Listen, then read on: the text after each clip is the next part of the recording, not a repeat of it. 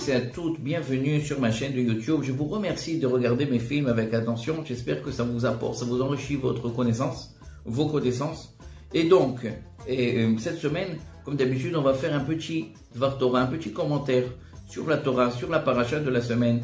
Et cette fois-ci, la paracha de Vaïgash.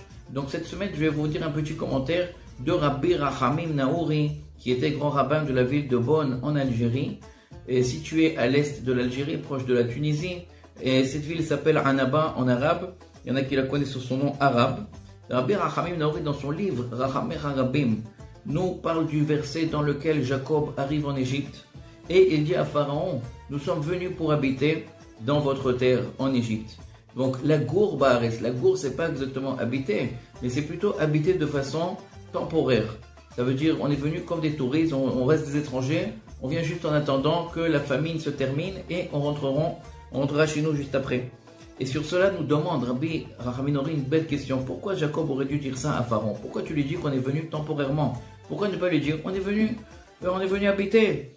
Pourquoi c'est si important? On voit que Jacob à chaque fois rappelle cette chose-là qu'on est en Égypte que de façon temporaire. Redou Shama 10 Noshat, c'est quoi Redou? C'est une valeur numérique 210. Il aura allusionné qu'on va être que 210 ans en Égypte. Jacob, avant de descendre en Égypte, il a peur et Akadosh Baruch Hu, Dieu lui dit dans son rêve, je vais venir avec ton Égypte et je vais te ramener en Israël, n'aie crainte. Pourquoi Jacob à chaque fois rappelle qu'on va rentrer en Israël à chaque fois?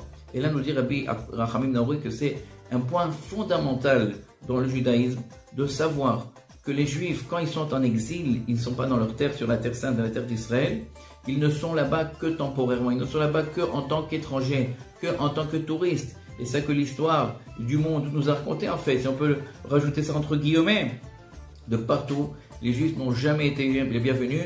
Là où ils ont été, ils étaient toujours soit haïs, soit maltraités, soit ils n'avaient pas les mêmes droits que tout le monde, ou soit on avait de l'antisémitisme qu'on voit aujourd'hui, des nouvelles formes de l'antisémitisme qui ont pris après l'époque de la démocratie mondiale. Et donc, nous dit Rabbi Rachamim Naouri, c'est ça en fait la prière de Jacob, quand il a demandé à Kadosh Baruch Hu, à Dieu, sauve-moi des mains de mon frère Esav. Pourquoi mon frère?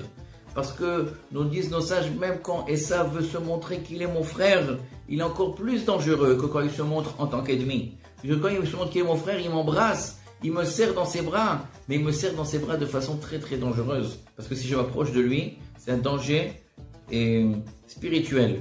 Donc c'est ça la crainte de Jacob. Et c'est pour ça que dès que Jacob est décédé, que le peuple d'Israël n'avait plus ce message qu'il recevrait de Jacob à chaque fois, ils ont commencé à s'assimiler. Ils